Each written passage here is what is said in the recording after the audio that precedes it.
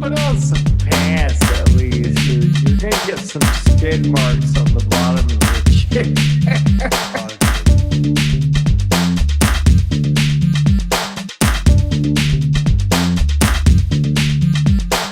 Oftentimes I cough and fart at the same time because I can't control it. So I'm like,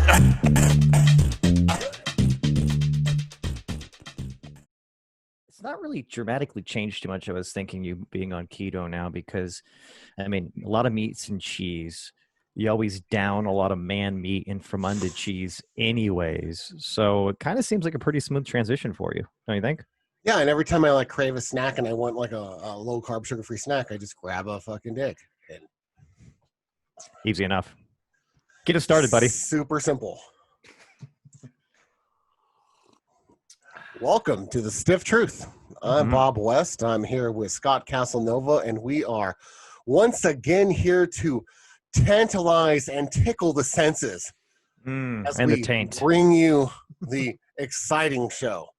How you doing, Scott? It's been a while. It's been like at least 8 seconds since we talked. And before that, it was like last evening, I think, when we exchanged some pleasantries. I'm doing pretty well, my friend. I cannot complain. I'll tell you what, I was just thinking about this too. It hasn't really been, I'm just going out on a limb here. It's probably not been too dynamite exciting for you to be a Cowboys fan since the mid 90s, but that game last week, bro, whew, man, I have to imagine. Did you see it? Did you get to see the ending? Did you get to see the game-winning field goal? I watched the whole thing. You did? Were you Yeah. jumping out of your seat with excitement here? I mean, let's go through here the play-by-play. As I know you were probably defeated halfway through the game. Like, here we go again, Cowboys, another season like we're used to, and then all of a sudden, rally caps, So I was listening to last week's show, as you tend to do. after the Cowboy game, and I realized that I had said that they're going to do like they always do, finish 8-8. They're going to get real close tonight or tomorrow night. Was it? No, it was tonight during the show. So they're going to get real close and lose it at the end, right? And so like it was, they were doing that, but then they did the most un-Cowboy thing ever, and they won the game against all odds at the end of the game. That is not their brand, sir. It's not, and that's why I have to imagine that you were probably pretty excited. I was excited for you when I saw that. I couldn't believe it, actually. I had to watch the highlights a few times to make sure it was the Cowboys that were actually playing and just not somebody else that looked like them. You know what I mean? And it was pretty comforting knowing that last kick was coming from Greg the Leg. So that's nice to have a kicker that you can count on. He's no Harrison Butker, but he can kick one in when it counts. Harrison might as well just been like smoking a cigarette out there during those 3 kicks. He's just like, what, you want me to do it again? Are we going to do this again? Sure. But I'll tell you what, Greg did, he got me 15 points as a kicker last week on fantasy. Not a shabby little outing there for a kicker, if you ask me. So, dynamite job. They did, the Cowboys did really good. It was very surprising for them to do so good. But just in the end of a football game, especially since the new onside rules and everything, where you can't stack one side, I think conversions are like 8%. Yeah. So for them to be able to do that and get the onside kick and then go in, and it's pretty incredible, not just for the Cowboys to be able to watch any game like that. I mean, the Patriots-Seahawks game was similar. It was a dynamite game, man. Nail biter to the very end. Right. And I was watching that in bed on my phone because I was trying to get to bed early. But yeah, that was a good talk about though, that onside kick, the phrase, it took a Cowboys bounce, like that took like multiple Cowboy rolls. You know what I mean? It just like, sat there and like slowly spun like the Black Widow was spinning around the cue ball around a stripe or something. I don't think it was pretty crazy. Yeah, I don't think anybody else wanted to touch it because they don't think it went 10 yards. And they're like, no, don't even mess with it. And then all of a sudden you're like, okay, jump on it. Wow. Well, yeah, I'm pretty sure they all thought it was going to go out of bounds, because it started off heading towards out of bounds, but because it was spinning that way, he put some English on it. And so as it got further towards the sideline, it actually started going more up the field. And then by the time they realized it, I think everyone was of the I don't want to touch it and not and be the guy, right? And no one really wanted to step up. And by the time someone finally did, it was just a smidge too late. And It was a really interesting kick. I don't think that he'd be able to do that again. I think that was a one-timer. I think that was a one and done for him, but that's okay. That's his glory right there. Besides that, I mean, that probably had to, I would imagine, Sunday kind of sets up your Monday and the rest of the week. How was your week? The week was really good. Yeah. I can't complain. I have started a new training and dieting regiment. Mhm. So I'm eating healthy. I'm lifting weights. I'm trying to not die. So things are going good. You're also, what's the details of the plan? It's like, well, it's really interesting, actually. If you want me to sum it up in layman's term, it's just please don't keel over, and that's a good one. That's always a good end goal right there. So I don't really care about the details. I like your end goal, and I'm rooting for you, buddy. That's good stuff. But seriously, I know what you're up to there. Dieting in any way, shape, or form can be a little bit difficult just because of the change. How are you doing with the let's just call it what it is. I mean, the limited amount of carbs. I don't know about you, but I live and die by like pasta and rice and potatoes and so forth. So that's got to be a little bit dramatic for you. You handling okay? Yeah, there's no bread, right? There's Yeah. no milk, there's no sugar. Like It sounds like you're scolding me as a your child or something. it's There's no sugar. Get in your room. it's a little bit different. And I'm trying to have the little paradigm shift in my head to make it more palatable. That I'm not thinking of it more as a diet, because diets are temporary. I'm thinking of it more as a lifestyle change and eating like a middle-aged man instead of like my son does. And so I'm trying to be more responsible with how I'm consuming food and being more thoughtful with what I'm putting into my body. And I'm trying to, on the other side of it, I'm on a program, a weight program. So, I mean, so far so good, man. Week number 1's not even over yet, and I've already dropped 5 pounds. So Love that. And I know the women just love to hear that too, since when guys get on a diet, we start like shedding weight just by not doing something. And yeah, I mean, I have a couple of goals, right? Yeah. One is to like get in this really nice suit that I bought like 50 pounds ago. Oh, that that 2-piece swimsuit. So, yeah, that one. So I'm working on that, and then, but before I've achieved that, I have a smaller goal, because you gotta baby steps in. And my first goal is to see my dick again. That's we're gonna get there. You're hey, little fella. How you been? I haven't seen you since I was 22 years old. It's been a while. It's been since like, since the Obama administration. What's going on in here? And not just that, the first Obama administration. No, I'm just joking. I can see some of it. Wait, the goal is to see all of it. I'm just kidding. I can see it when I look in the mirror at myself. So, well, no, that is a very realistic and very uplifting and motivating goal. Because you'll probably even look down and be like, "Wow, I didn't realize it was that shade of that color. It's been a while. How you doing, buddy? You've changed a lot over the years." Right. Like, age is not being kind. We need to put some cream on that bad boy. Get rid of some of those wrinkles. For real, man. You need a facelift down there. What's going on? Oh man, no, that is good stuff. Well, hey, more power to you. And seriously though, that is the way you just the paradigm, the way of thinking there is. It's quite a big boy way of thinking. That's a grown-up way of thinking, Bob. And I'll say this, you're finally doing it, bro. You've got that state of mind. You're 40, so good for you. I mean, you could think about it, and you could be resentful about it to yourself. You could be upset. You could be like the first guy that we're going to talk about, and just not take reality and the situation for what it really is. So good for you. I can't say the same for Mr. Trump about potentially leaving the White House, though. Fill the Stiffies in on some of the details here, because it just keeps getting more fun and fun by the minute. Well, so a few days back, I want to say it was probably Tuesday or Wednesday, right? A reporter got up in Trump's, business in his daily coronavirus briefings that he never talks about the coronavirus. No, Those things. he's got some kind of other goal or record, and there's billions of something, and we're doing the most testing, and it's because of me. I usually get the rhetoric, right? Something like that. But anyway, this is a free airtime that I can get like 6 or 7 million people watching. They don't have to pay for, and the taxpayers can pay for my campaigning. Sweet. Anyway, so this reporter gets up in his business and says, "Hey, will you commit to the American people that if you lose the election, you will peacefully leave the White House and there will be a peaceful transition of power there?" And the turd nugget said, "I can't commit to that. That's President Turd Nugget. It depends on the results. I will accept the results if I win."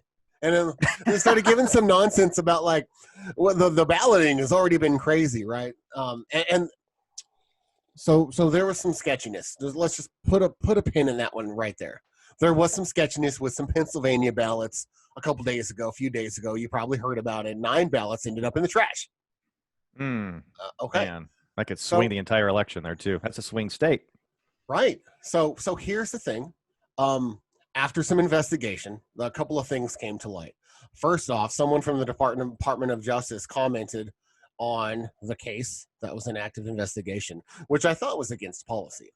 But come to find out from our sweet little documentary about D.B. Cooper, it's actually against a Privacy Act of 1974, where a member of the Department of Justice cannot comment on an active investigation. So there's a potential that a crime was committed just by simply commenting in the details that particular individual from Idiocracy commented on. So beyond all of that, so I think it was last year, the GOP in Pennsylvania, they sued Pennsylvania to get something called naked ballots, to where they don't count. So what a naked ballot is when someone mails in a ballot. Have you ever mailed in a ballot?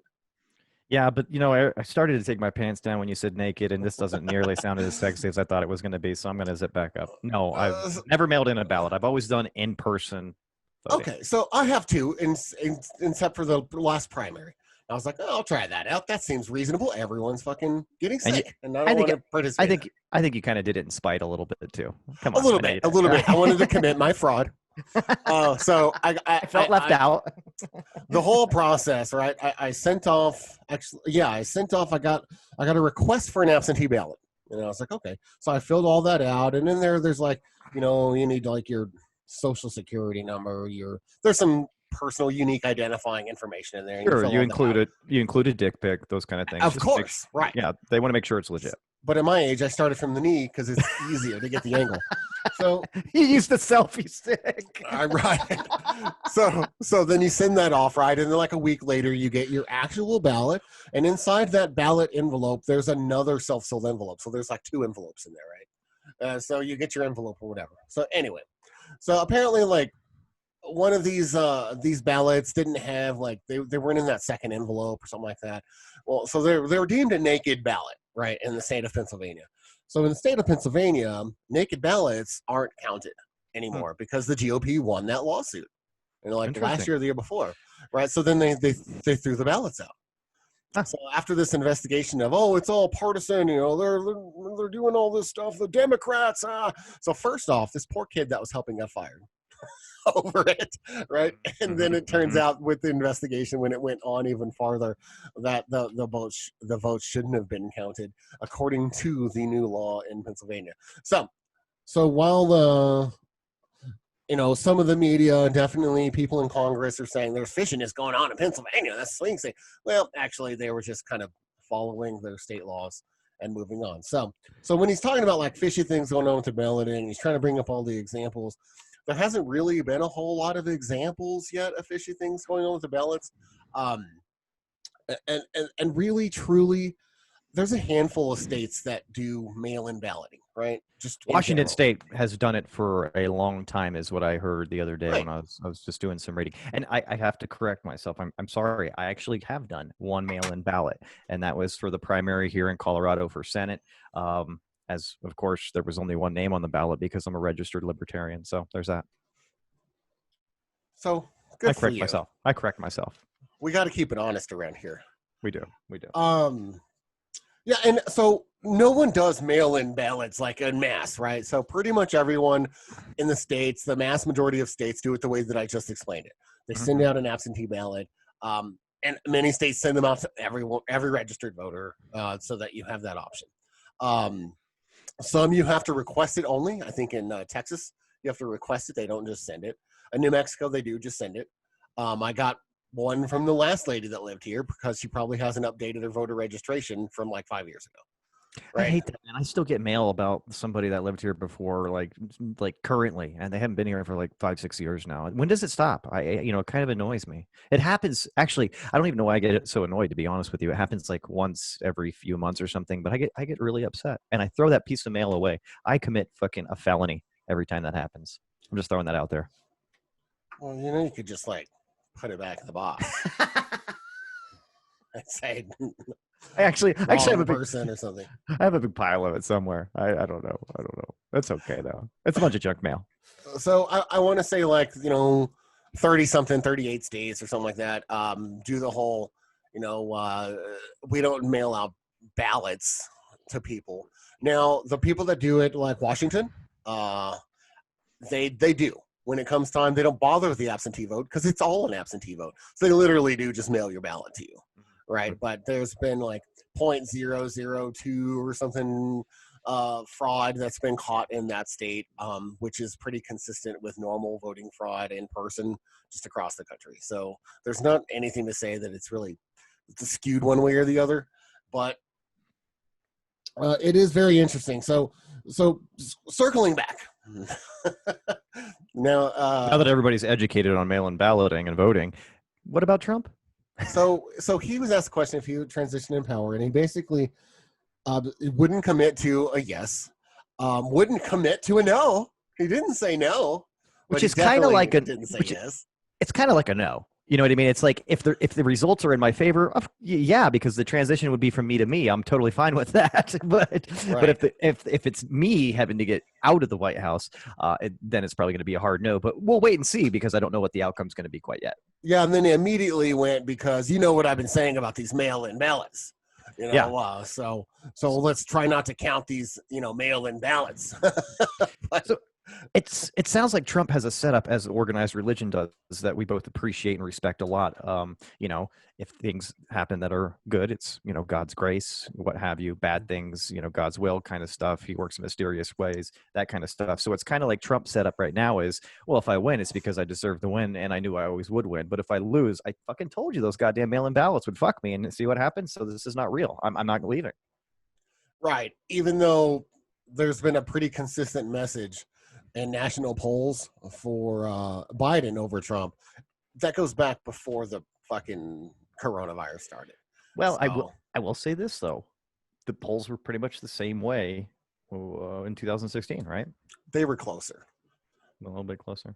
I think they were closer. They were closer nationally, and they're definitely more close to even in all the swing states, right? Where it's been a pretty consistent gap for the last year, and he's been kind of asking for this with his Yeah, behavior. I'll tell You you what, know, you've got kind of a consistent gap. But to switch gears just a little bit here, it's true story. But no, just to play devil's advocate for a minute here, because this is kind of where I see this actually being worth talking about in the news cycle still, is would you agree to a certain extent that there's enough people this go around that are so fucking motivated, blindly motivated to get Trump out of the White House for fear of what will happen if he has another term, that there may be more likelihood for people to be incentivized to commit mail-in voter fraud in general, just to get them the fuck out of there? I I don't think so. I I kind of don't. I don't think people are willing to risk fucking federal prison for Trump. I don't know, bro. I don't know. I have to disagree with you on that one. I think people are very motivated to get him out of office, and I think people are motivated to commit crimes if they think they're going to be doing the betterment of the world, and kind of like that mindset. I'm just saying. There's a lot of people that look like they'll go in tooth and nail and do whatever they can, like win at all costs kind of things to get him out of there. So maybe that's what they're leaning on, and maybe that's part of the platform of this narrative is, yeah, people are so desperate to get me out of office, and look how outrageously radical the left is about getting me out of office that they'll go to any lengths to get me out of office. I'm just saying, I don't know. Who knows? I would kind of personally, I kind of think it's the other way around. I think that in all likelihood, it looks like he's going to have a hard time winning this presidency back, and that he's more motivated to be radical to keep the office because all signs are pointing to him losing the office. Now, with that being said, Bob, I want to throw a scenario at you that I think would be fun to just kind of just kind of kick back and forth for a second here. So, say Trump loses the election, he barricades himself in the White House and won't come out. Do you send federal troops in there to drag him out? Or So interesting that you mentioned that. So General Mark Espers, he is the joint chief of staff, right? So he is in charge of all of the military branches. So the buck stops there, right? he smokes joints too. He was actually asked that question last week. Interesting. And he said, let me be clear. If Trump loses, it will not be the Army Rangers, the Navy SEALs, or any military force going in to remove him from the White House. That is not our job. And he basically clarified the jurisdictions there. And he said that would actually fall towards U.S. Marshals and the Secret Service. So I think what would happen if there was some weird thing and he gathered up as many federal police or whatever that he could get there, because he does have pretty much domain over DC. Yeah, it's kind of like his little Vatican City and the Swiss Guard or something like that. American, right? So he really could pull military force in, and they would have to listen to him. But come 12 o'clock Eastern, January 20th, where if Biden had won and he pulls out Chief Justice Roberts to go swear him in at 12:01, when that swearing in is over, the Secret Service now would then work for Biden. And it should be pretty easy at that point to be like, all right, now, because they report to the president, right? Whereas the military swears an oath to the Constitution.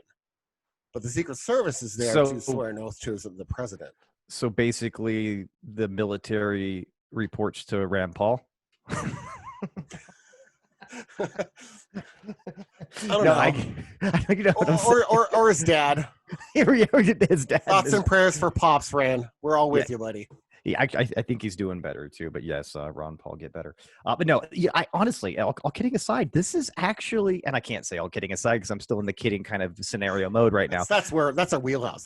This is totally our wheelhouse. But this is actually, because you think about it, that's November after the election, right? November 4th. Maybe it takes another week or two to before he actually like barricades himself in the Oval Office or something like that with Secret Service and military around him. But there is a good 2-3 months that this could be a hardcore, dramatic, suspenseful, on the edge of your fucking seat movie, which Trump is all about, right? He likes that kind of stuff. So you could have November to late January being this hardcore political siege, almost like a civil war a partisan civil war, so to speak, that could happen. The only reason I say this is obviously he's outright said it. I don't see this guy. If things go any way that's not what he wants, I don't see this ending peacefully. Meaning without some hardcore drama.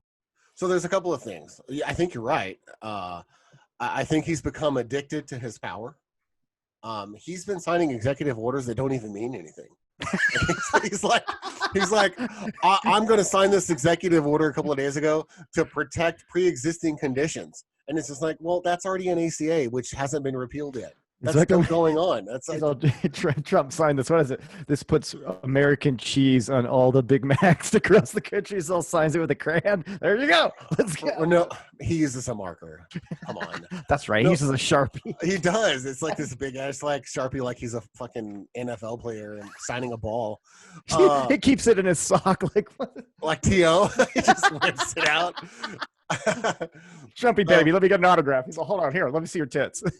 On the other side of that, I think that if if by all accounts it looks like the election's been decided, right? And he's just still fighting legal battles to get votes counted or not counted or whatever, right? Then I think he's going to be on an island because there's already been some prominent Republicans, including Lindsey Graham, that have Mitch McConnell. Hold on, he We've al- sticks his head out of his shell. Hello, remember? Yeah, I love the Yeah. Senate. Yeah, they've already come out and said, of course, there's going to be a peaceful transition of power. That's what this country's all about, you know. And yeah. I really think that I don't think any respectable politician that has sworn an oath to this Constitution in our country is really going to help this guy fucking go against everything that fucking makes this country because that is your own detriment. The country's not going to agree with that. You'll never get back to be a politician again once your time for re-election is up.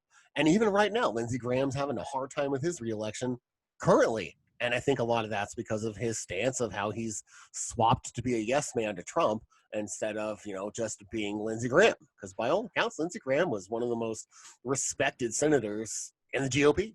Extremely right wing, but again, there's nothing wrong with that. I mean, honestly, I'm not on that end of the table that far at all. But you know what I mean. I think we need people of both sides of the aisle. But you're right. Also, too, I mean, I'll just keep saying the people that I keep hearing and defending him, like Senator Tim Cotton, right, from where South Carolina, I think, or something like that, too. I think so. Yeah, but there's been a lot. There's been a lot of guys that just kind of come up and just kind of yes man it with him. And it's interesting too, like we were talking about before. I don't see Lindsey Graham. I don't see Mitch McConnell. I don't think anybody's getting in his court. I mean, it's literally going to be Trump Island. It's going to be him and a bunch of his family members like screaming from the mountaintop. So basically, all of the administration for the White House, pretty much, for his dude. family members. But other than that, I mean, I don't see anybody really backing him up at that point because if you think about it, like there's a reason. To a certain extent, from their point of view, from their angle, right? There's a reason to back him up as the president. You know what I mean? As an acting president. But if he's starting to throw temper tantrums and being unreasonable and threatening to not count votes and try to pull delegates and fucking not leave the White House and try to fucking sabotage the next incoming president and all that kind of shit. I think almost everybody is going to want to separate themselves and sever ties as much as possible because it's election season, baby. All these guys are coming up for re-election too, and there's some hardcore, nail-biting, neck-and-neck elections where the Republicans could lose the Senate in some key states, Colorado included. So, because it looks like they're going to lose that seat in Arizona, which the old astronaut guy is probably going to win. Right? Buzz Aldrin? No. Less old.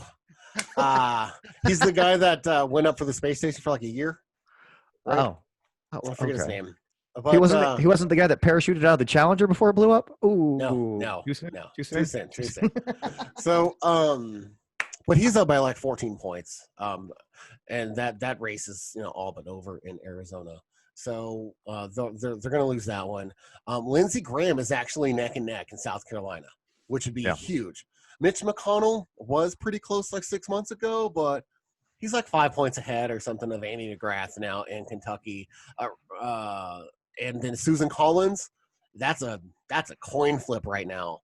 Yeah. So there's definitely about like 4 or 5 Senate seats that are really truly up in the air right now.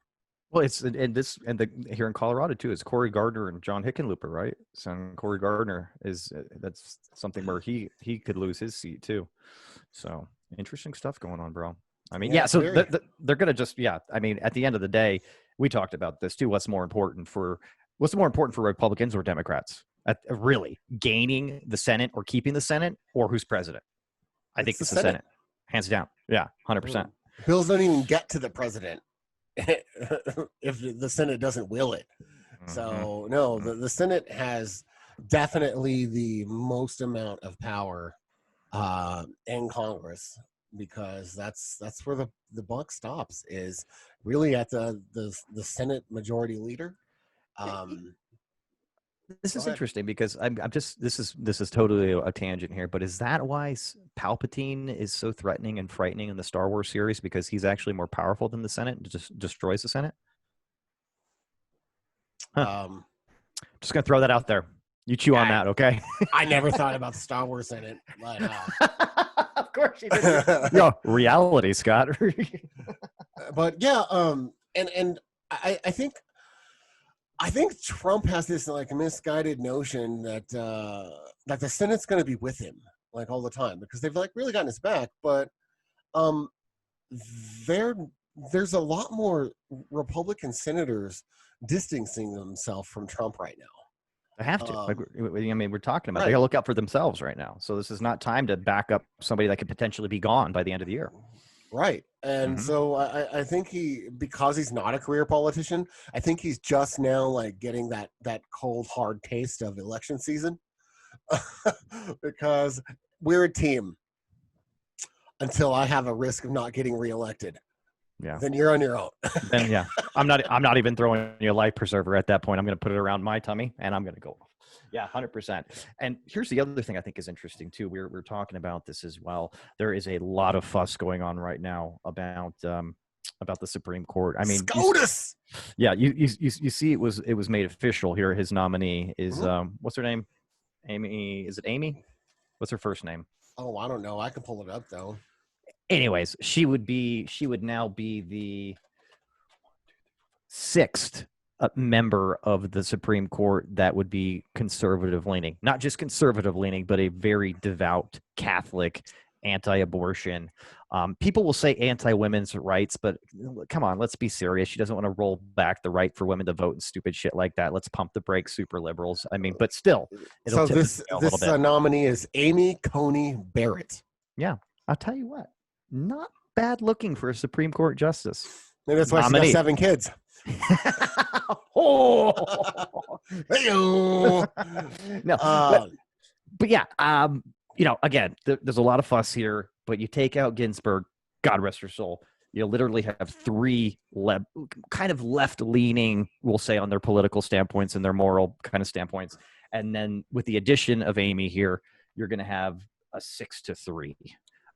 It sounds like that kind of tips the scales for some more conservative kind of rulings to happen for the foreseeable future, because this is a lifer kind of deal here. We talked about it earlier. I mean, we can only hope that Stephen Breyer doesn't pass away because he's in his early 80s, because he's one of the other liberal judges. I mean, what say you about this, Bob? Well, I'm sure he'll probably resign if Biden wins, so that they can get a person in there. But it'll get interesting if the GOP holds on to the Senate and Biden wins, right? Because then it's not going to matter if it could be 4 days after his inauguration. McConnell would not let him pick a Supreme Court justice. He would just let the court sit with 8 justices for 4 years and just never bring the vote to the House floor. And that's what he did last time. And it's within his power to do so. McConnell is a beefy son of a bitch. He's got a big power stick. I'll tell you that. I mean, it's in his turtle shell half the time. I can't see it. I mean, really, I'm just assuming. He walks around like he's got a big power stick. Can I say that? He carries himself. Walks around like he's on a big power stick. Or he's got one shoved in his turtle shell. So here's my take on the Supreme Court justices. If you watch the left or right news, you'll see the whole. Well, if you watch, CNN, well, if Amy Barrett gets in there, then women will be back in the kitchen, right? If you watch Fox So you're like, News, she's got my vote. right? If you watch Fox News and they're like, well, when Amy Barrett gets in there, we're gonna give guns away for free, and then. And then we're never going to have an abortion in this country again. And it's just like, well, both sides of that is like really fucking wishful thinking, because Justices are exaggeration. not politicians. They do Yeah. not unite the way that the Republican Senate has done for Trump in the last few years. No, They don't no. do that in the Supreme Court. And most of them have integrity. And most of them look at the Constitution. They try to interpret the law and its intentions and against today's case law when it's appropriate. And so we don't know if Amy Barrett even cares about reviewing something that has precedent already set. Honestly, you're in case in point here. People, if again, you're watching CNN, MSNBC, they're going to get in there. They're going to fucking repeal Roe v. Wade. No, they're not. That's not going to be the first order of business, nor do they have motivation to do that. It needs to be brought to them. They actually can't. So it would take an actual case going up through the ranks and getting to the Supreme Court that examines the case law for them to even be able to see it. And in fact, they could even choose not to see it because the precedent has already been set for this case and kick it on back down with whatever the last court, the appeals circuit, and whatever their decision was. So there's so many like what ifs here, and just because there's a conservative majority they're not politicians. They're not going to like vote a certain way. And if they do that and it's blatant partisan nonsense, they risk impeachment. Yeah, they risk impeachment and public outcry and uproar too. I just don't see it happening, nor do I see a legitimate case getting all through the circuits to get to the Supreme Court that would actually challenge something like that has that much of a precedent. And it's pretty much a milestone decision from the early 70s. It'll happen. It'll come from probably Missouri. They've already had a lot of abortion issues going on in that state, to where they now only have one clinic. There's been a lot of state legislatures and the attorney general involved and weird abortion clinic practices that they've already pushed cases to the national court system. So someone would do it just right away. There would be something, but that doesn't mean that they would even see the case, because they only see like one or two cases out of every 100 that get to them. The rest, they just no decision on and kick back down. It's interesting that you picked Missouri instead of Mississippi this time for your example. I know it was relevant to what you were talking about, but I thought it was interesting too how they both start with MIS. Interesting. I think you just kind of go for those states in the Midwest or the South when you start pulling out examples. That's just my personal opinion. It's a belief I have. I'll throw everyone for a loop, start talking about Michigan. Whoa. M-I-C-K-E-Y. Watch out. So yeah, just because the justices may vote a certain way, I mean, you're supposed to leave your partisanship behind when you actually go to rule on law. And so my wife was asking me, is she even qualified? And she's definitely qualified. 100%. Yeah, she's definitely like one of the most decorated judges and tenured judges. I mean, she teaches at Notre Dame for 20 years. I mean, she's definitely qualified. She's currently on the U.S. Court of Appeals. She's already been vetted for the Supreme Court, which is already because she was one of the nominations that they were considering for Kavanaugh's spot. So she was already considered for the Supreme Court and vetted. So that's why it's so easy to vet her now, because you're just looking at like the last year. Well, and honestly, this is blown out of proportion every time somebody goes up to be nominated, man. I mean, even Kavanaugh, people before, like everybody gets fucking raked over the coals, whether it be the right to the left or vice versa. You know what I mean? So it's not a surprise either that they blow this out of proportion, if you ask me. So. I definitely don't think she's going to have like skeletons in her closet the way that Kavanaugh did, because of him being, shitty college kid and frat boy. I like beer. I like beer. I don't think that they're going to be able to attack her character the way that they tried to attack Kavanaugh. They're going to attack, which they've already done, which is kind of I think a little bit of a low blow too. They're attacking her faith and her religion, and that's not cool. I don't like that. We talked about it. I don't have a dog in that fight, but seriously, it's a conversation that needs to be had, because we all have our religions, but do you let your personal religion affect how you judge, how you interpret the law? Because if you slant it towards your religion and show bias to your religion, that's a problem, right? Because we're, especially at that level, you're supposed to be able to have a degree of separation from your personal interest. But the problem with religion itself, and we've talked about this before, religion and politics, it attaches onto people's identity in such a strong way that it influences everything that they do. So, not to say that she would do that or she would pass legislation that's specifically curved to her religion, but it is a conversation that needs to be had and talked about. And there's probably plenty of questions, but there's also, she's been a judge for like 3 years at the appeals court now. Trump appointed her in his first year, right?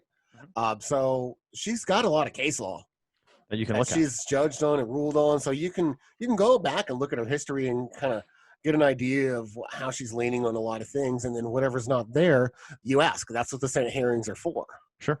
Sure. Well, and you could look at that either way, as a positive to how she would rule, or a negative, depending on your own kind of faith-based, perspective too. If you are, like a lot of people are, if you're a Christian, a Catholic, anything like that, and you're seeing her, you're thinking this is good because her decisions are going to be morally grounded with what makes sense to you. And I could say the same thing for somebody that has no faith at all. You could say that their decisions would be maybe swayed by no kind of moral compass, which could be a negative to some people too. I wouldn't say moral compass. I would say no faith-based direction, because we have moral compasses and it's not a clear delineation of our faith. Exactly. But I'm saying some people will definitely interpret one as being the same, or one equating that. So it just depends on who you are and what your standpoint is.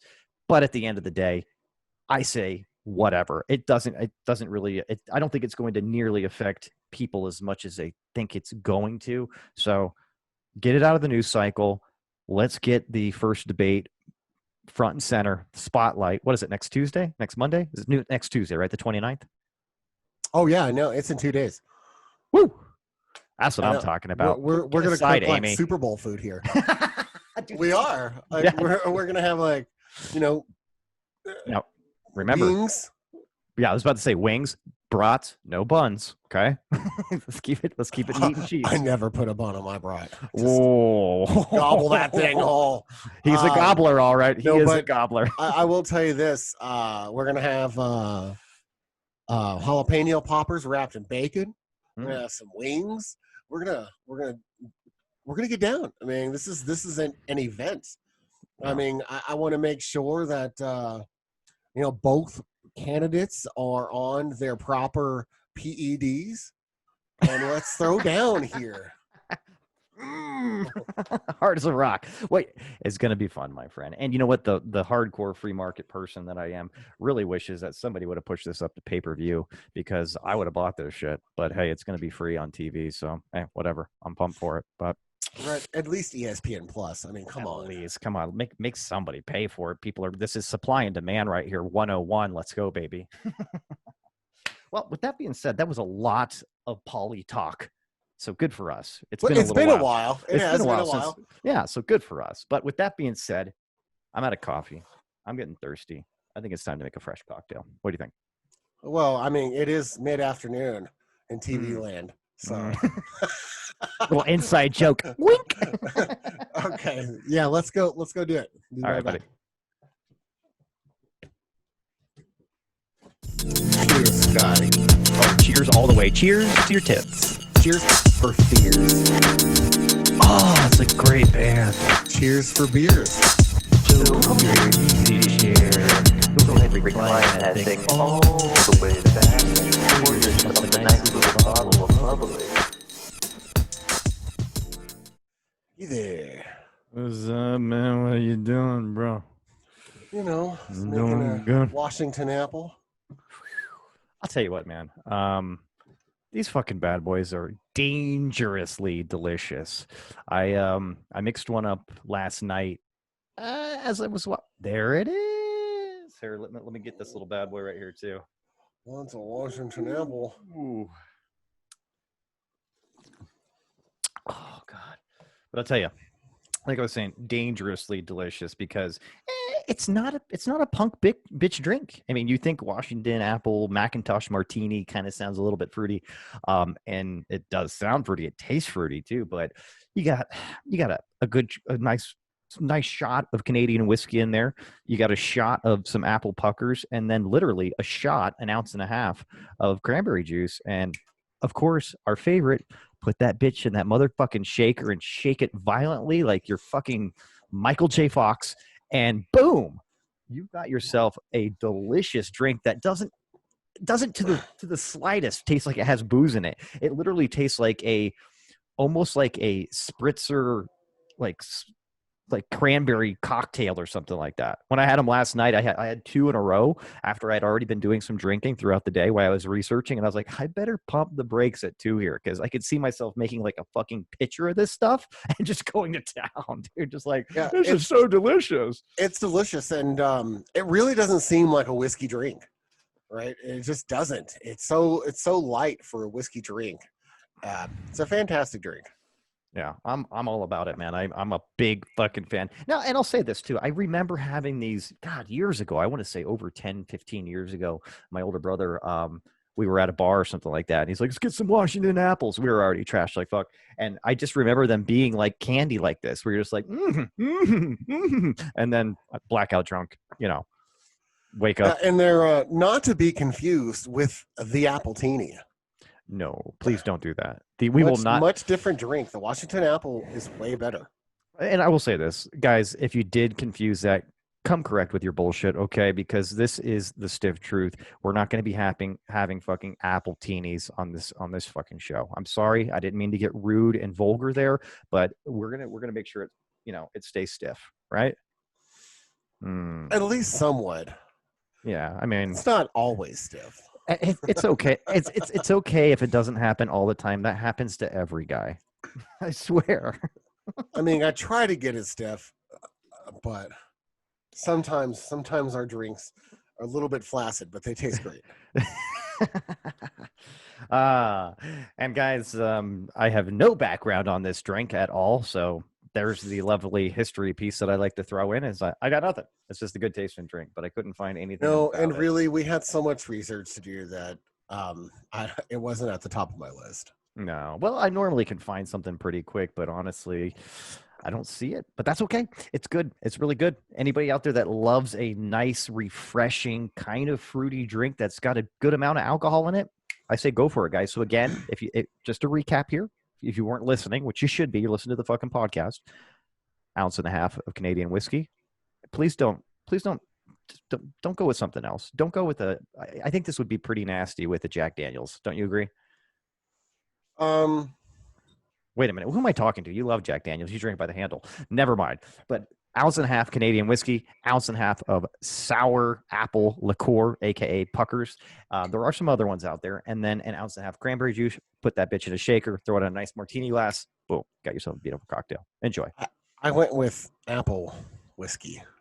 Well, I know you did, Bob. And with the cat out of the bag, I guess here you're trying to make sure that you have a low sugar drink, right? So, we are on a keto diet here, so more power to you. But you're still enjoying the flavor.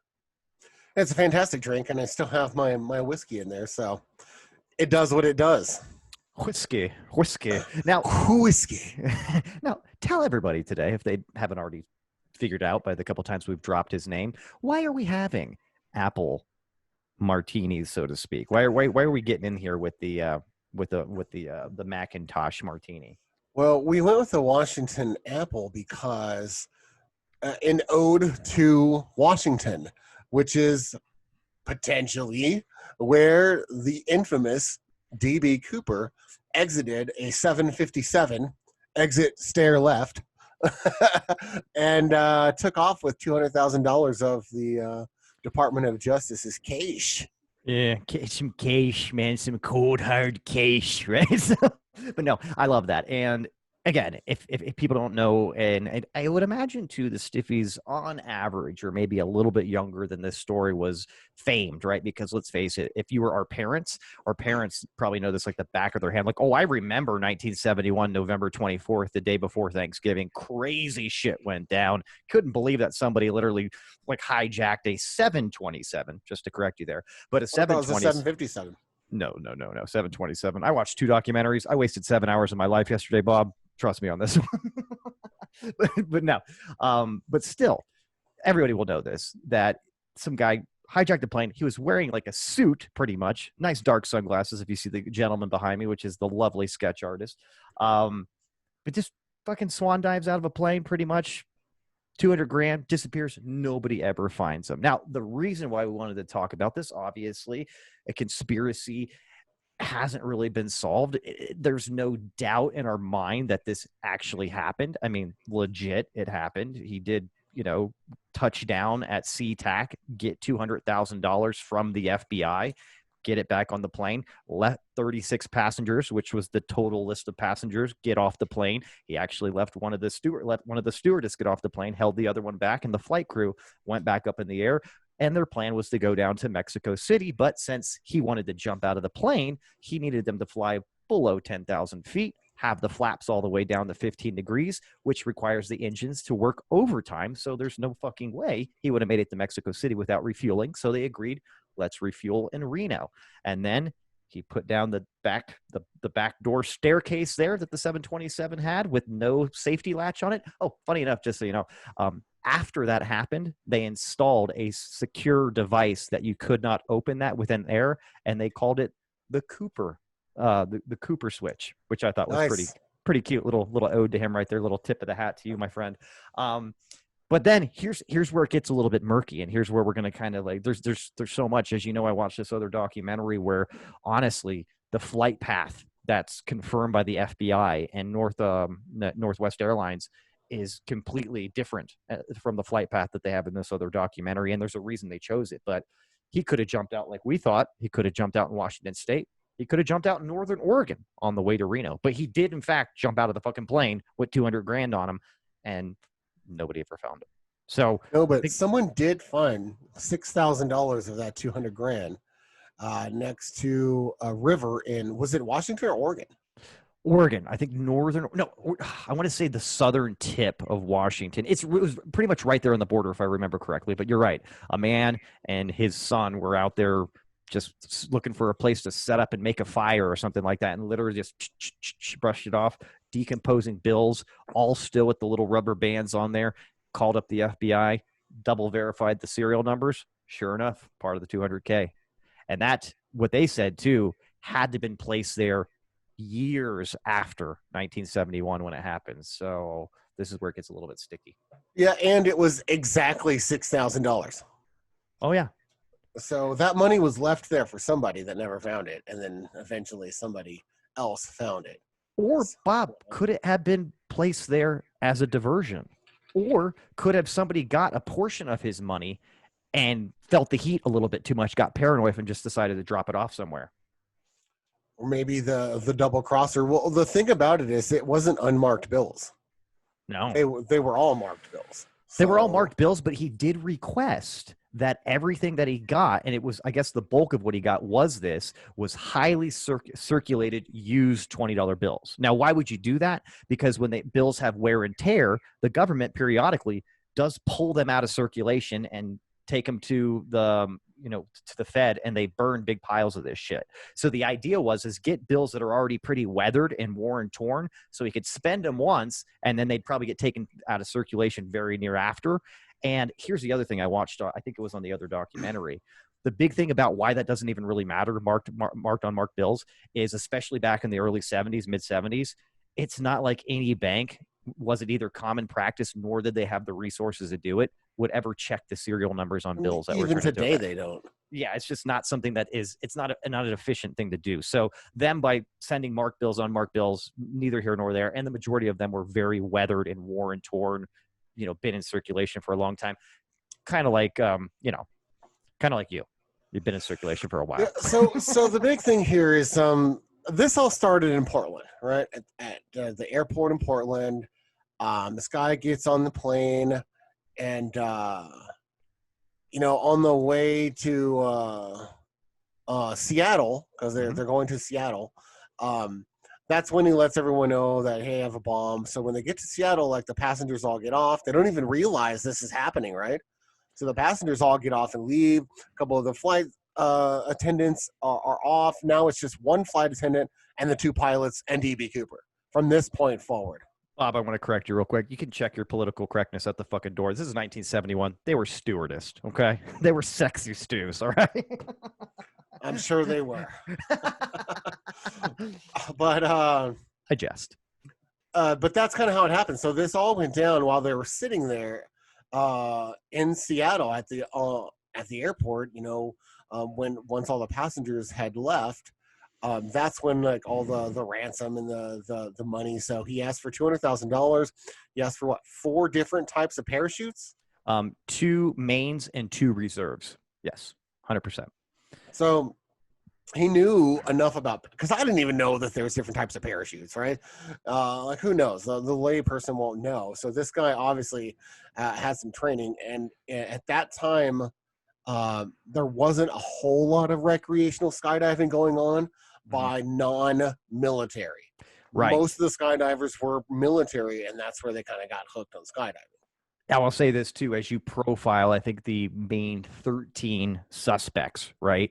The one other doc that I watched was centered around the only gentleman that wasn't ex-military or wasn't hooked up with Boeing or wasn't, didn't have some kind of connection there. And that's the Walter Recca guy. Walter Pecca changed his name to Walter Recca. But the reason why he was even in the mix, and he is like kind of on the list here, but they didn't mention him in that doc, which I thought was interesting. But this guy was a recreational skydiver and parachuter from what they called the Michigan parachute team from like the mid 50s all the way up. So these guys had tons of jumps under their belt. But regardless, something that all suspects had in common is they had a lot of knowledge, not only of parachutes, but also of this fucking plane too. Like who would have known with how the jet works, right? Opposed to jumping out of like a Cessna or something like small engine plane.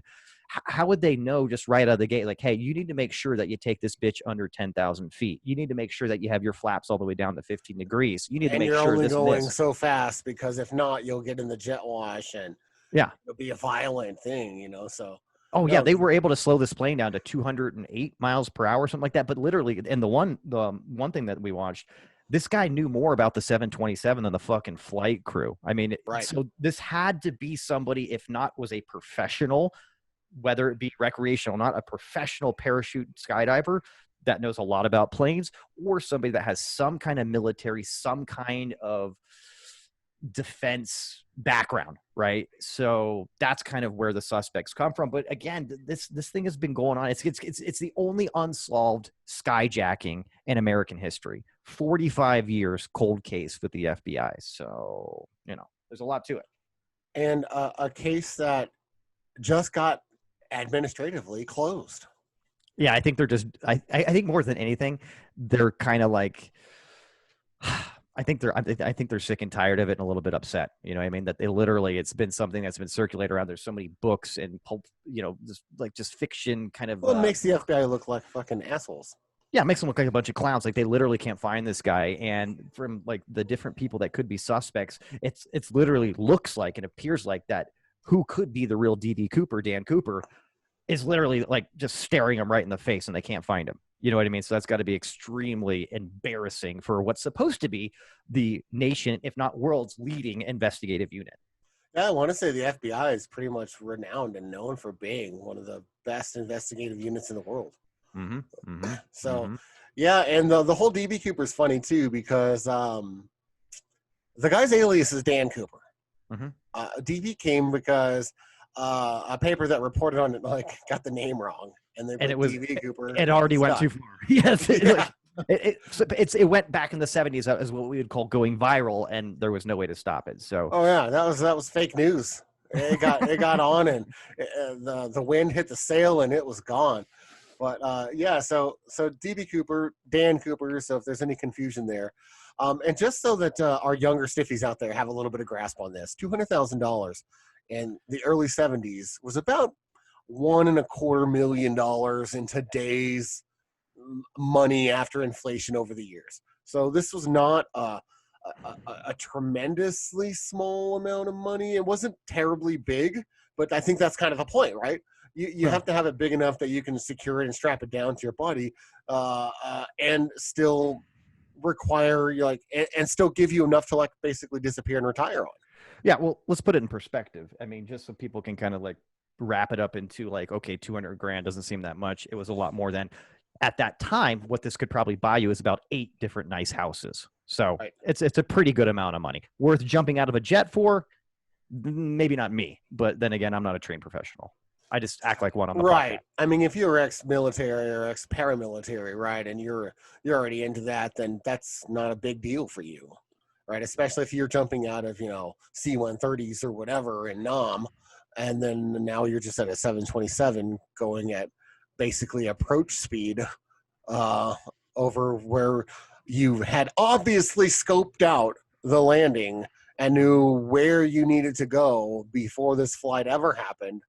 Knew the flight pattern, if someone left said runway or whatever from Seattle, and how they would get up to speed and bank and head towards Mexico City or Reno or whatever.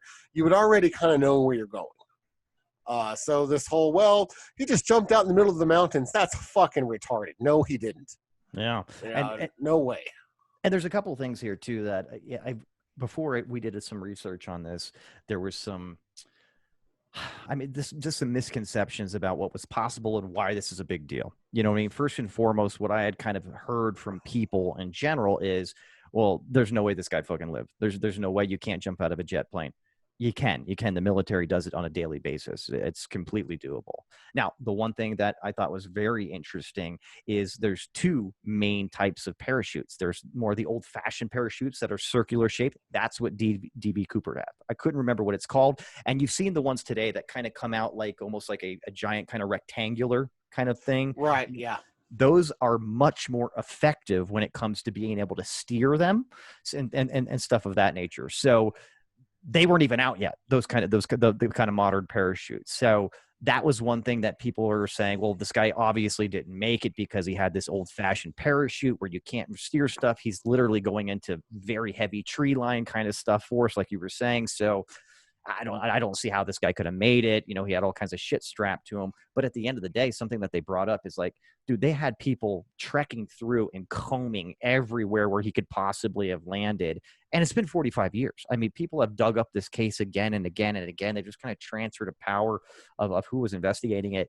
The big weird thing about this is people say, oh, you know what? It's really not that big of a mystery. He just died somewhere. If he had died, okay, even if scavenger animals picked his bones clean and ate his bones or something very strange, where the fuck is the metal part of the parachute, right? Where's the rest of the money? There's things that would be found, especially if he was like hanging from a tree or something like that. Or so that is the other thing, which really leaves the door open. Like, this guy made it. He made it. He was a trained professional. You can jump out of a 727 and live.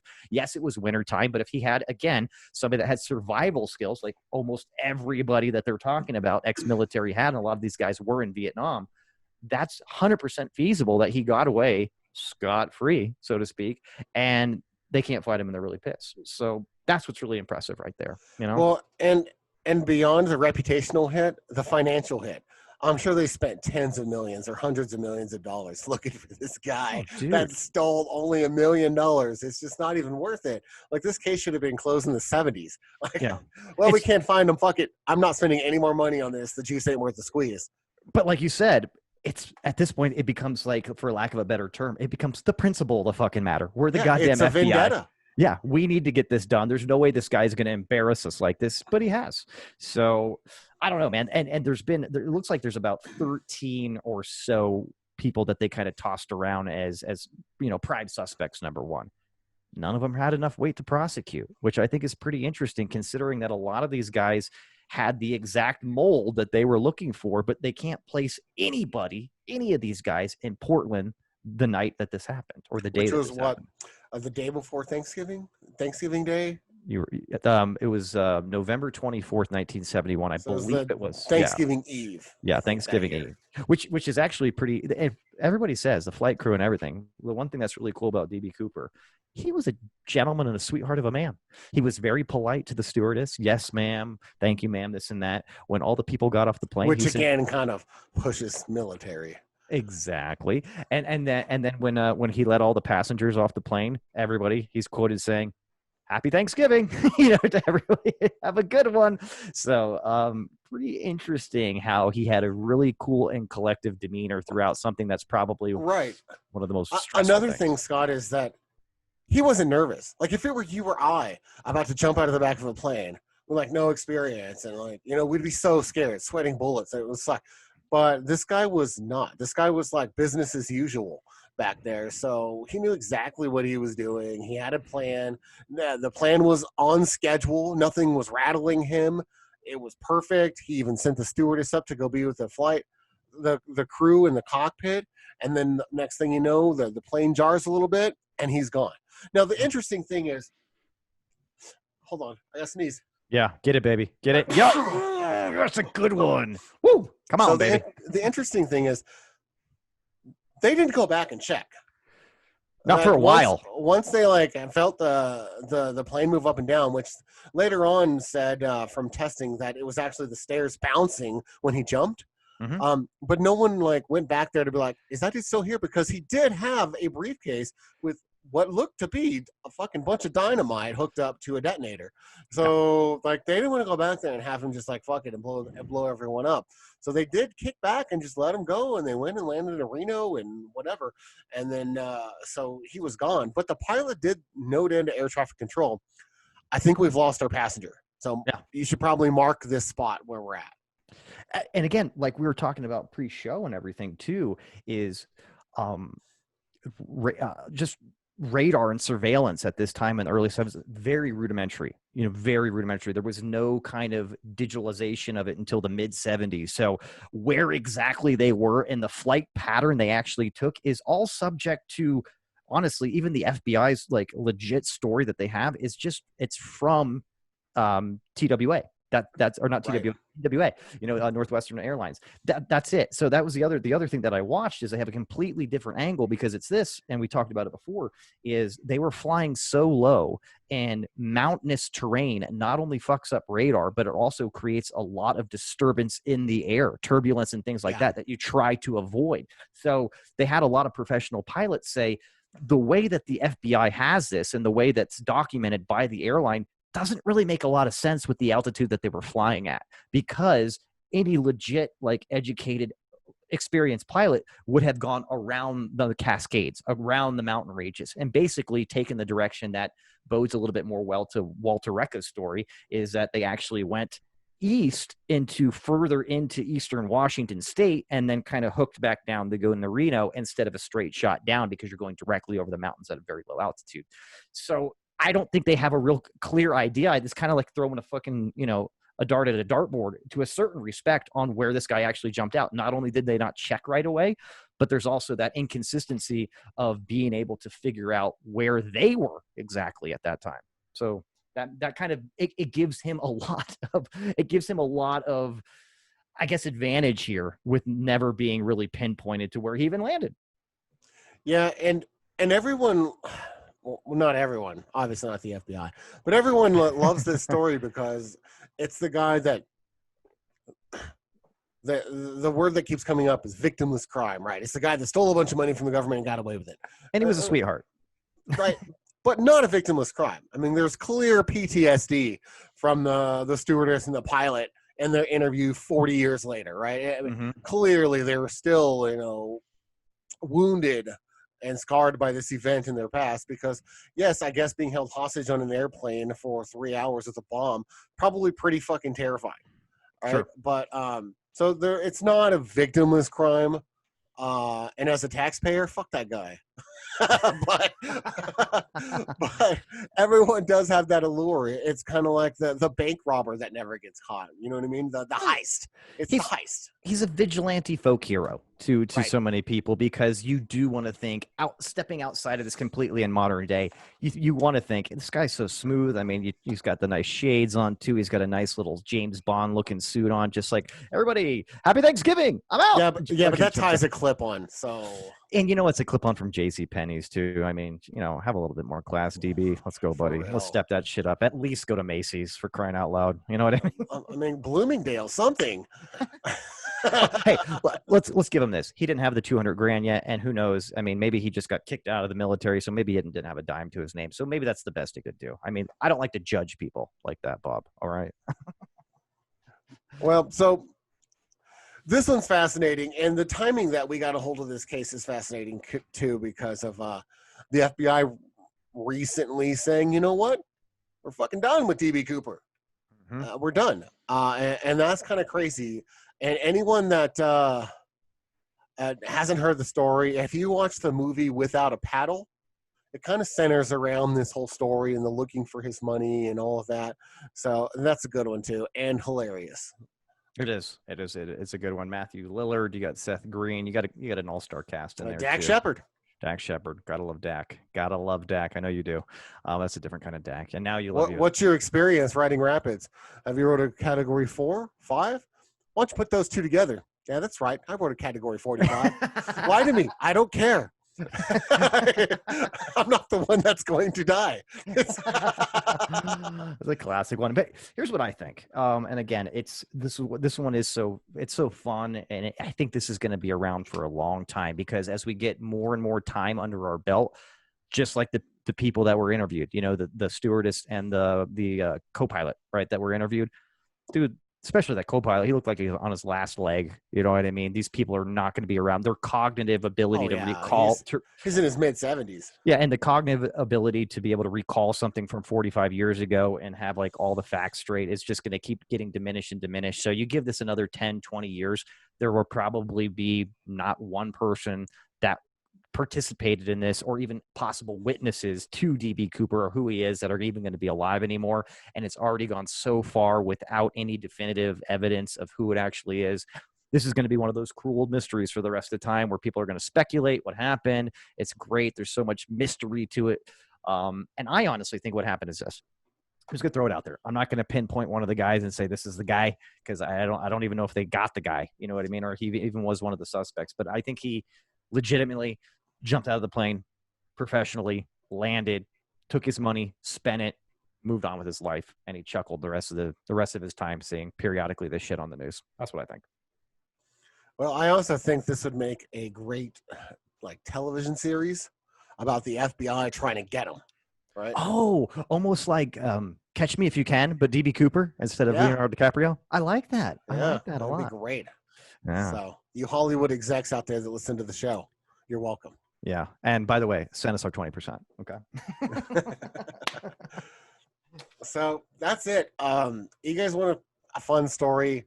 Help yourself. There's so much out there, speculation, and there's books, documentaries, newspaper articles, whatever you want. There's so many wild theories about DB Cooper. Just go out there and have a good time with it. We thought it was a great story to bring up.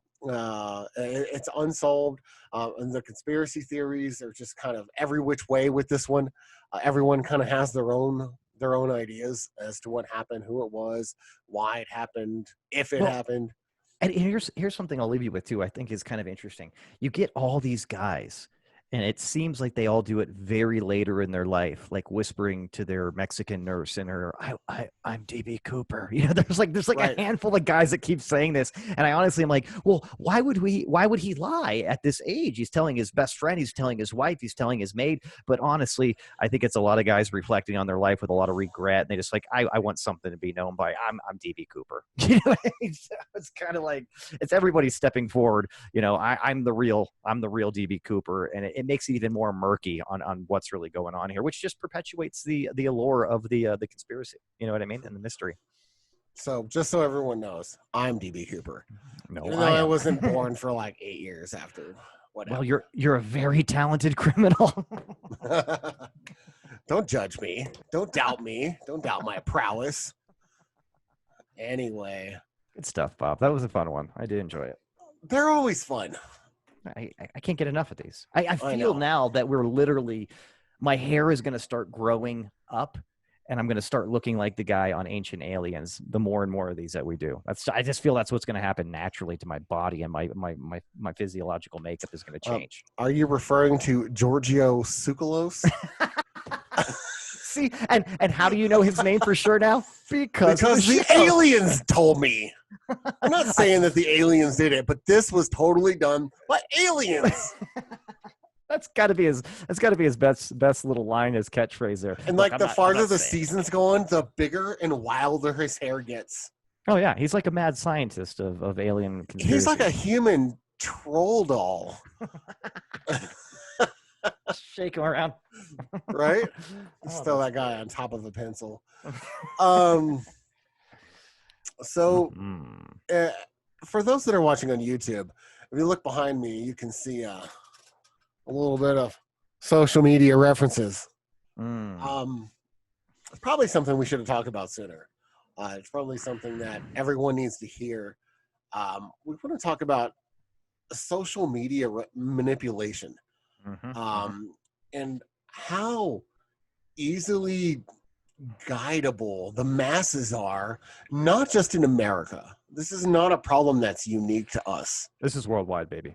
It is worldwide. No one has any way to solve this or any direction or what it's going to take. Everyone's just kind of hoping for the best right now, and obviously hoping for the best always fixes it. Yeah, or at least praying. I pray. Well, yeah, social media started off, as basically a way for people to meet each other and hook up, and for years. Chat rooms, baby. AOL chat rooms, baby. MySpace, as it started to grow, and it wasn't until the last, probably 5 to 10 years where it's really been moving up to be manipulated in such a way as to really guide patterns of behavior on mass scale. And all signs are pointing to danger. 100%. What's happening. 100%. I'll say that I noticed, and I think, it was documented too, like, let's just benchmark it around 2010 to present, right? Where that's really dialed in. You got Facebook coming around. When did they start? 2006, but they didn't really become popular for a couple more years, right? Twitter, same thing. Instagram, a little bit later. Google, of course, has been around for a while, but now they're way more dialed in, and YouTube and so on and so forth. So it's very interesting to me and alarming. I will say this: the more I kind of dived into this and learned a little bit more, I think subconsciously and inherently, as a reasonably intelligent person, I knew this was going on, but I didn't nearly know the intricacy and how deep it went. You know what I mean? And that was what was a little bit alarming to me, and not necessarily for myself. We talked about this for some reason.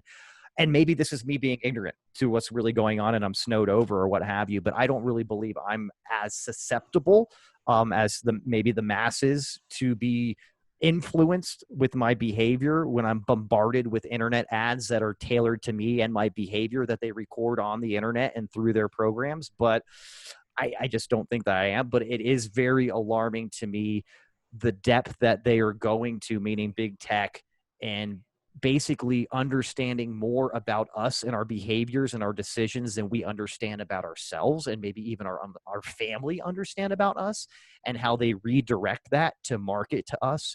And essentially what really kind of, it just came to my mind as I really, in like a figurative type of way, is the more I learned about this, the more I feel that the scene in The Matrix, when Neo wakes up and he's literally unplugs himself from being like a battery cell with all the other people, I feel like that's literally us, but the power that's going in from us is not necessarily power to power, electricity and things like that, but to power the marketplace, right?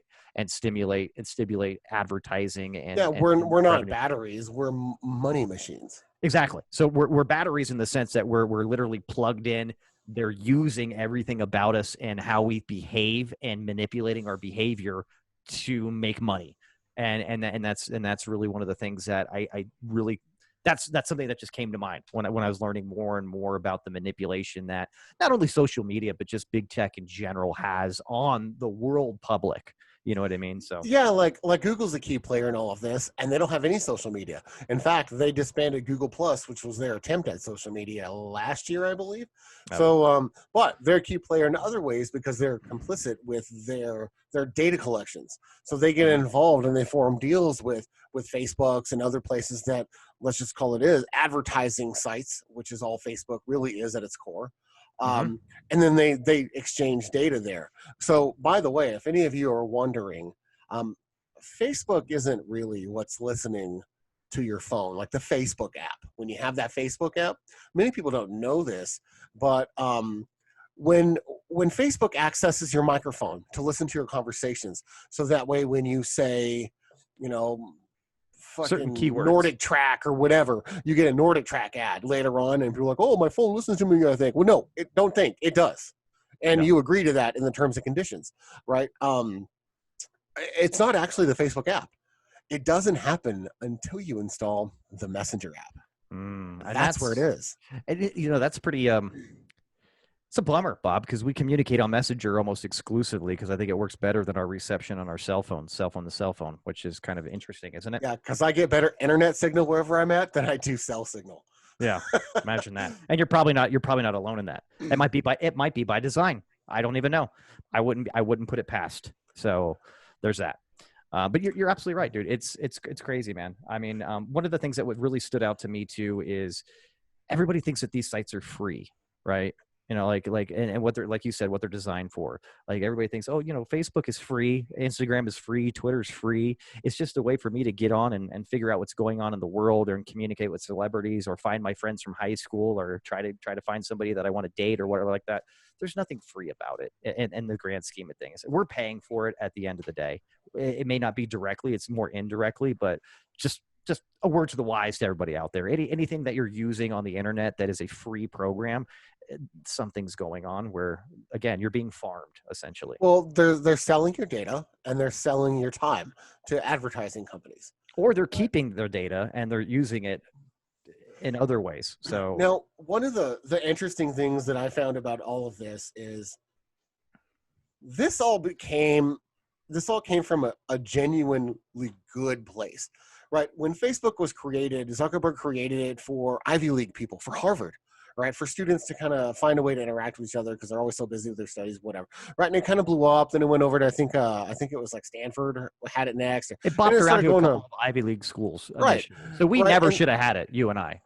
Right. So then later on, when they drop their IPO, and they become a publicly traded company, now they're responsible for quarterly profits. They have to keep quarterly profits up and keep their stock value increasing, which Apple doesn't do, right? Apple. Anyway, so now that they have to come up with a way to monetize your time most effectively, and so it's like, let's create ads. Obviously, that's how most internet, free platforms, free apps, free websites, they get by. When you see it all the time, back in the day, it used to be pop-ups all the time, right? Pop-ups.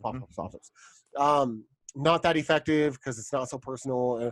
So what they've done is they've been trying to get these ads to make themselves more money, right? So they focus them more on your habits. They have individualistic advertising targeting you specifically because of the data that they're collecting, right? And so whatever, that's their market. But inadvertently, in their quest for marketability and profitability, now they've opened themselves up, and governments have started to notice their algorithm and how they're advertising and targeting these folks with their customized ads. So now they're targeting them with customized propaganda.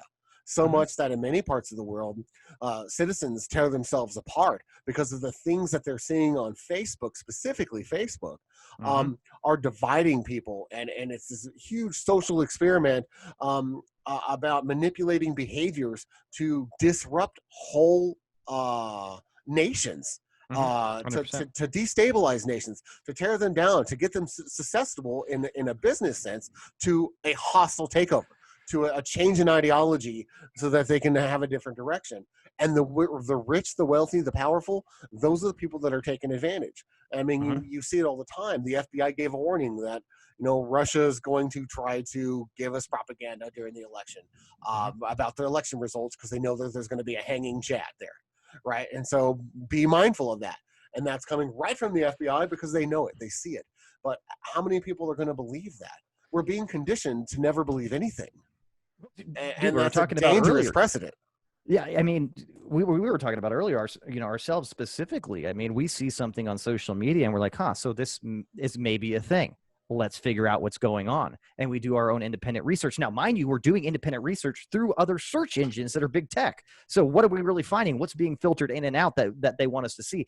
And that's what's really interesting. A lot of people don't even take it that far, Bob, but that's the really alarming thing right now is who is controlling the entire world's narrative right now. It's not the politicians per se. It's the rich and the powerful backed up by technology-based companies, and that's fucking scary. Yeah, and how do you fix it? People say, well, the government should control. Well, let's put a pause on that. We're like $27 trillion in debt.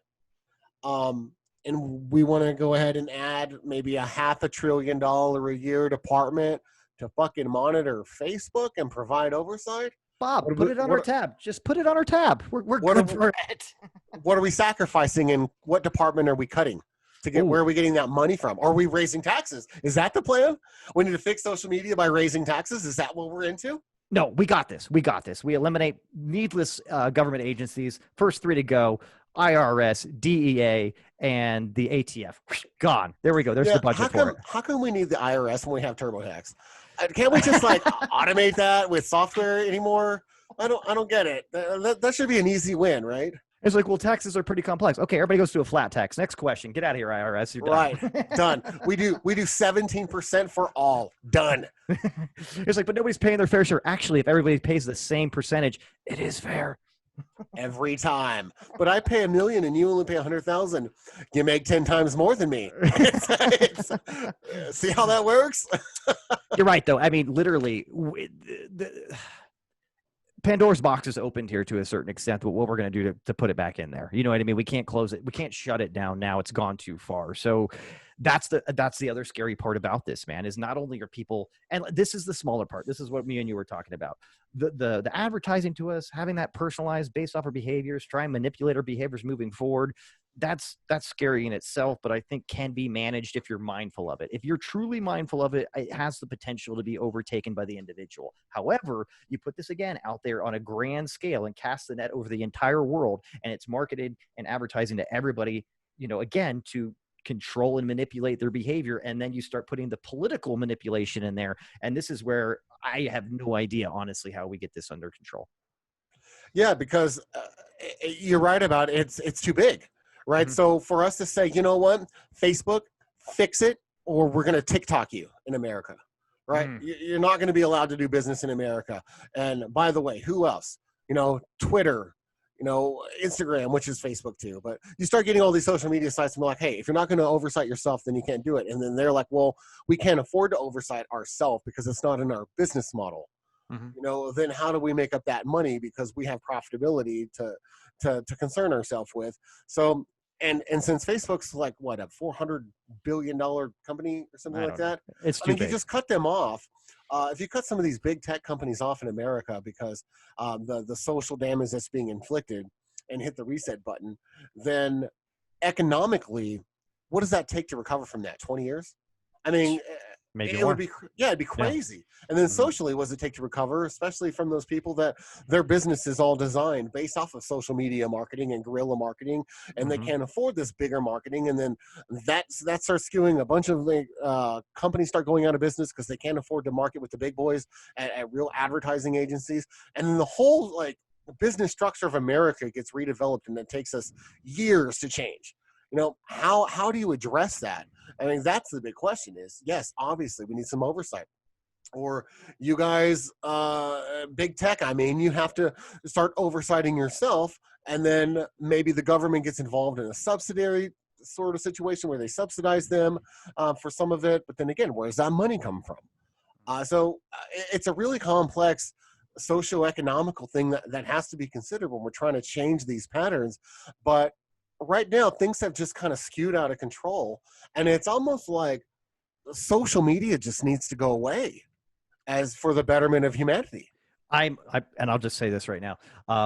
That is something you're completely spot on, because it's an extreme attempt for a solution to solve this. But in my mind, it's the only thing that could potentially work. There is no possible way of creating an oversight that makes sense, whether they do it internally or whether the government does it, because honestly, then you start getting into that nasty web too of too much oversight, and then it's completely government controlled, and that's not good either. You know what I mean? So how far can we go down that road before it starts getting dangerous on the other end of the table? So literally, I think everybody, if we could, which this is not going to happen, but everybody could just make a huge stand and say, you know what, fuck my phone, fuck the internet, we're done. Thank you. Because if they don't have us, they don't have users. We're not customers, we're users. And if they don't have users, advertisers don't have customers. That's the end of this. That's the end of the story right there. It would literally take a mass exodus of the entire human population to fucking just boycott modern technology for this to actually for it to actually have any kind of paradigm shift, which again, it's so extreme, it sounds unfeasible, but I don't see any other way. Bob. Well, the president, this one, the next one, I don't care. The president should form a social media task force Oh, to look into this. maybe 'Cause dial that's- back the Space Force for a little bit. Is that one a little premature? well, that's what presidents do, right? They get task force to investigate big problems. Right? Yeah, and this is a huge problem. This is a huge problem, and it's not just us. But once again, America could go back into the role of leading the world at solving a problem, because the world has this problem, and if we came up with a solution for it that worked economically and socially for our country, then maybe we could help guide some of these other countries to implement similar solutions all over the world, and social media could go back to being something that's for friends and family, instead of that's used to manipulate the masses and create chaos, unrest, and overthrow governments. You know, Bob, I just want to reiterate something that you said here and let people soak it in a little bit. You're really saying America should go back to setting the positive, right example for the rest of the world. That sounds nice. I like It does, that. doesn't it? I'll take 2 of those, please. Take 2 of those and call me the next decade. Seriously, though, man. I mean, this is something where, again, if people haven't seen it, I mean, the basis of our conversation here is definitely the very, very well done. Would we call it like a docudrama almost, right? Because they kind of toggle back and they forth. have a little bit of actors in there. The dude from Mad Men. Yeah. Pete, Oh, I like Pete. Yeah, he plays the 3 different like basically revenue manipulations, like engines or whatever of like Facebook. Social media was personified. And Pete I think from Mad Men. I think fucking okay. By the way, whoever did casting, tits picking him. Picking him was perfect. You know what I mean? It was great. But yeah, no, the Social Dilemma. It's on Netflix. It's very, very, very well done docudrama, we'll say, on this issue, and it's not politically biased or slanted. No. From what I could tell, no, it's not. But they lay it out. They have executives, ex-executives, ex-presidents, ex-engineers from all the major big tech companies that are morally and ethically, they were just like, fuck this, I'm not going to be a part of this anymore. And they all, what is that, the Honest Tech whatever like organization that they all formed or what have you, and this is basically our only hope right now. Like Obi-Wan, you're our only hope. Like this group of like ex-tech fucking executives are the people that are leading the charge right now with creating at least step 1 awareness that this is going on. You know what I mean? A funny concept is that a lot of the nerds over the last 20 years started creating these softwares and these programs and these websites to get away from mainstream corporate America.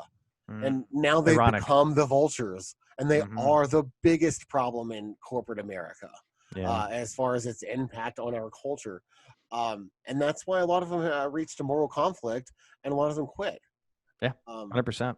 I mean, that to me, it says enough, right? When you have these guys, I would love to be in their positions, meaning monetarily and stature-wise, of the president of Facebook or the president of fucking Twitter or the president, whatever it was, lead whatever revenue generating, the VP of growth for Facebook, all this kind of stuff. There's a nice paycheck that goes with that. So for these guys to have I guess the moral tipping point, right? And the ethical tipping point to say, you know what, this is not worth it anymore. I can't go to sleep at night knowing what I'm doing to society in this role. I'm stepping away completely. That's a big thing to do, man. It's very ballsy. And that to me raises a red flag right there that this is a much more serious issue than probably the majority of the public thinks. Well, in the quest of monetization, they've passed a threshold to where they're no longer making money off of individual quote users on their platforms, but now they're literally making money off of the monetization of the deconstructing the moral fabric of our society.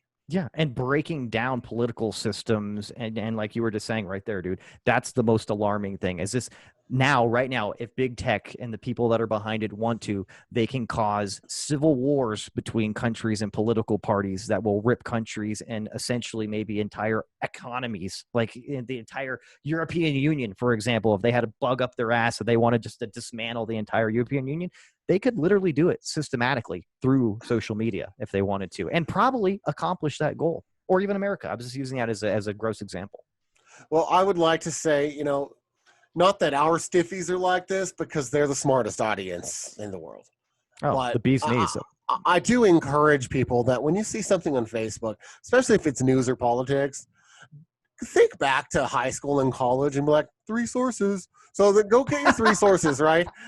Go find a left one, go find a right one, go find like a business one, like, the Reuters or, some Wall Street Journal or some business-minded one. Go get a few opinions. Hell, go to BBC or Al Jazeera. Get a foreign take on what's happening. Mm-hmm. What I'm saying is go put a few sources together and then gather those sources and then make your decision about what's really going on, instead of just taking God knows whose fucking political bot has fucking posted this nonsense on Facebook, and everyone that doesn't even read the article just reads the damn headline and then posts about it. It drives me crazy. But do your diligence. You owe it to yourself. You owe it to fucking America before you go and post nonsense. At least go verify your sources and make sure that you're not completely fucking off the wall here and you're pushing potentially a hostile entity's agenda. Don't be that guy.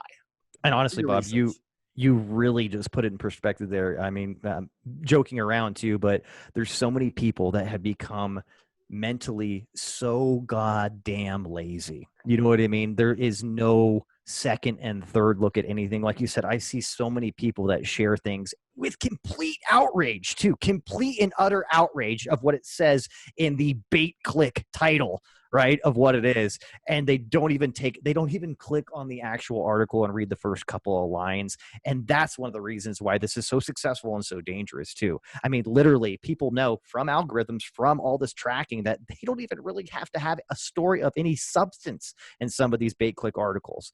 And it's going to create the same kind of divide and misinformation strategy and end game that they want. It's wow. It's just wow. So yeah, I like what you said there. Get in there. I'd say get 3 or 4 sources. Get a foreign source, like BBC, Al Jazeera.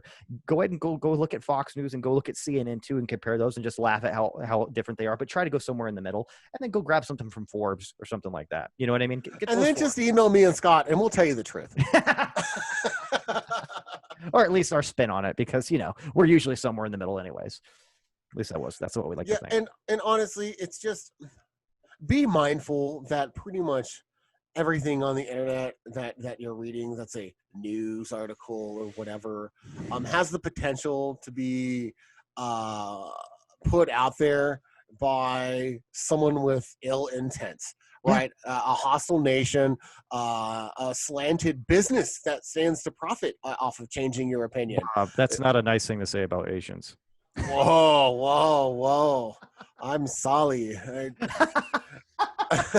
So come on, gotta keep it spicy. Be mindful about what you're consuming out there, and especially what you're pushing back and putting right out there, reposting and sharing it. And don't be the guy that's sharing a bunch of nonsense. And by guy, it's a euphemism for guys and girls, whatever, that person. Or somebody again that we talked about, somebody trans, somebody asexual, somebody doesn't really know, somebody's got both bits and berries. But and you're absolutely right. Here's the other thing to really emphasize too, guys, is nobody is putting anything, whether it be an advertisement for consumer products or retail or a political advertisement or a political video. Nobody is doing that on social media for your general and genuine information gathering. They're not doing it objectively, like you were just saying, essentially, right? I thought all political posts were out of sheer benevolence. You're right. That's what we'd love to think, right? But there is nothing that is put on there to be shared that is completely objective and for a FYI only. There is always a motive behind it, and it's hardly something that is wholesome. So just remember that, ladies and gents. No, it does. It comes from a malicious place, if not downright sinister. So, like I said, this isn't for our stiffies because they're obviously the most intelligent audience in on the internet, in radio, on television. So thank you guys for being so intelligent. But And all Bob your is- friends that don't listen to the show, get on them. Shame on you. They should be listening to the show. But beyond that, get on them for not propagating this nonsense all across the internet and being hashtag part of the problem. Yeah, and when Bob talks about our listeners, he is in no way, shape, or form being condescending. I can tell you that right now. This is the real deal. This is the stiff truth, for Christ's sakes. It doesn't get much stiffer than that. Well, Unless it's like the third Tuesday of the month, baby. right after I take my Viagra too. Oh my goodness. Well, yeah, no, this is it's very enlightening to say the least. It's somewhat scary. I'll tell you that. When you start thinking about children, right? I honestly, like, we both have And children. you think about children often. let's table that for another show. Well, hey, we never said what it really meant, but like we said, everything has ulterior motives. But when we say, and I say at least, it's all about the kids, what does that really mean, Stiffies? I mean, read between the lines. Or don't. I don't know. I'm just It saying. means it's all about the kids. It's always about the kids. Damn right. So, yeah, I mean, again, very enlightening, Bob. I mean, I think this is something that we needed to talk about, and I think it's something that more people need to start having the dialogue in general. I mean, I think there's a lot of, let's call it what it is, there's a lot of technology using sheep out there that really need to understand what's going on, at least. And it's not a conspiracy. This is documented, right? This is literally what these companies are doing, and people need to understand that and understand the motives and understand their place in it. I mean, look, this is the last thing I'll say about it. And I thought it was a very great quote here, is there's only two industries, and we talked about this. There's only two industries in the world that call their quote unquote customers users. And one is illegal drug dealers, and two is social media. Chew on that shit. But don't choke. Chew 7 times. And then swallow. But another thing I just want to throw out there, especially with the political climate and everything, social media over the last, especially half decade, is single-handedly the biggest accelerant to the tribal politics and the separation between the left and right in America. People need to remember that we're not that far apart. The politically divided here in America, and you see these protests, and you see the BLM and the Proud Boys or whatever, and they go and there's like they start fighting, and the cops have to like always break them up or whatever.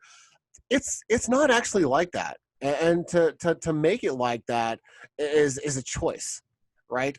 We don't have to disagree with someone because of an abortion stance to the point of physical violence. That's not what America's about. We're supposed to respectfully disagree. Those disagreements are what creates a discussion, which comes to positive change and compromise.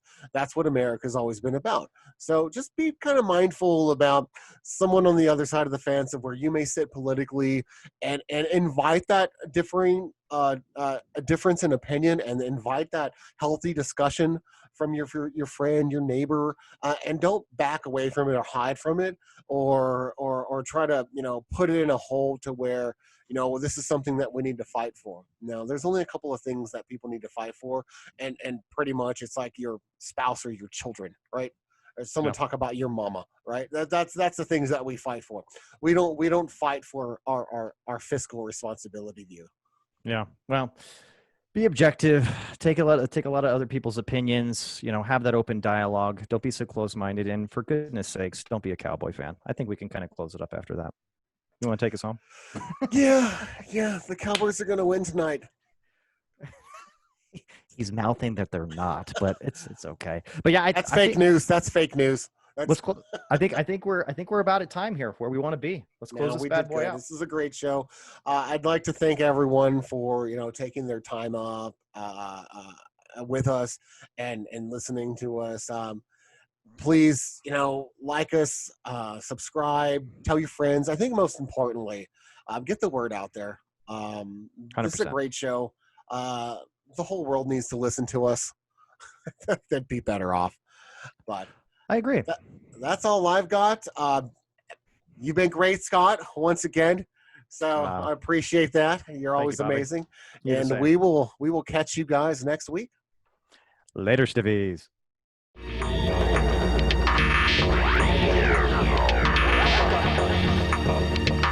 This is Stiff Truth.